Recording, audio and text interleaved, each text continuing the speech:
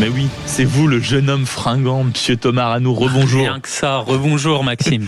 Et voici l'heure donc de la revue de presse. On commence avec les titres nationaux, avec ce matin forcément des sujets très politiques. Oui, avec notamment le JDD qui, comme souvent, j'ai envie de vous dire, s'en prend à la France insoumise et accuse le parti de vouloir museler ses adversaires.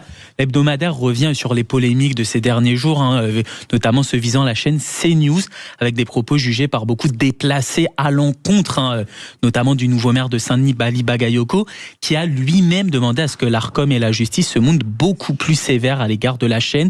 Dans les pages du journal, le député RN Laurent Jacobelli affirme trouver terrifiant de voir les censeurs de la terre entière tenter de faire taire une chaîne au nom de la liberté. Et on y reviendra dans quelques minutes, mais hier, le maire justement à Saint-Denis, Bali Bagayoko, a lancé un grand rassemblement contre le racisme auquel ont répondu plusieurs figures de gauche. Ouais, la Nouvelle-France veut rendre coup pour coup, écrit le JDD en tête de son encart. Il parle de discours victimaires qui se sont enchaînés tout au long de l'après-midi. Le journal affirme d'ailleurs que toute cette séquence orchestrée par LFI est faite uniquement pour détourner les regards de dossiers plus embarrassants, comme l'attaque de la mairie de Fresnes ou les diverses polémiques visant le parti de Jean-Luc Mélenchon.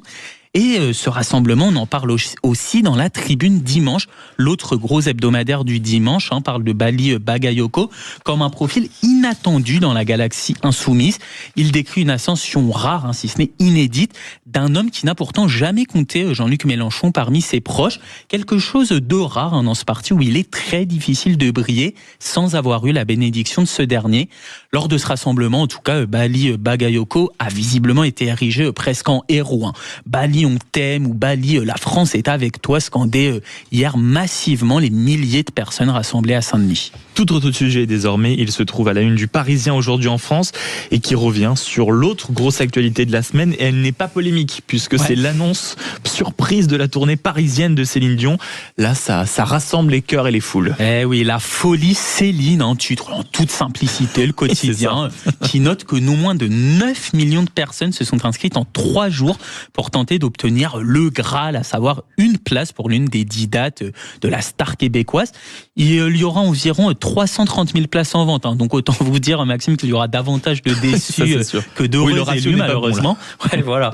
Mais le Parisien retrace un peu le fil de ces derniers jours et parle d'un retour qui affole la planète, d'un phénomène qui dépasse le cadre musical. Les organisateurs affirment que c'est véritablement du jamais vu. 9 millions d'inscrits, il faut se rendre compte de ce que c'est. À titre de comparaison, pour les JO, seulement 6,5 millions de personnes s'étaient inscrites au moment de la billetterie pour participer au tirage au sort. Le journal fait même un zoom sur des personnes qui ne sont pas forcément fans de la chanteuse, qui pour certains même ne l'écoutent jamais, mais se sont inscrites tout simplement par peur de rater l'événement du siècle. Rien que ça. Le sociologue Jérôme Guibert analyse cet engouement en parlant d'une époque en demande de figures positives, et c'est évidemment ce qu'incarne Céline Dion aux yeux de tous. Et on termine cette revue de presse nationale avec les quelques mots sur la situation internationale à retrouver ce dimanche dans la Tribune. Ouais, ça fait la une de l'hebdomadaire L'heure du doute, peut-on lire en couverture, avec Donald Trump en premier plan.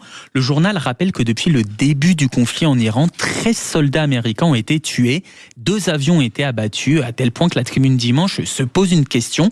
Peut-on d'ores et déjà parler d'un pari perdu pour le président américain? De plus en plus d'Américains, c'est vrai, s'interrogent sur le véritable objectif de cette guerre, et les clivages se font de plus en plus nombreux dans le pays. Le président américain verse le sang et sème le chaos, dénonce notamment l'ancien conseiller diplomatique de Joe Biden, d'autant que la tension continue de monter au Moyen-Orient. En réponse aux frappes américaines, l'Iran a lancé cette nuit des missiles et des drones vers Israël et le Koweït. Une situation donc de plus en plus explosive qui alimente précisément ce doute, affiché désormais en une, celui d'un conflit qui pourrait échapper au contrôle de Washington.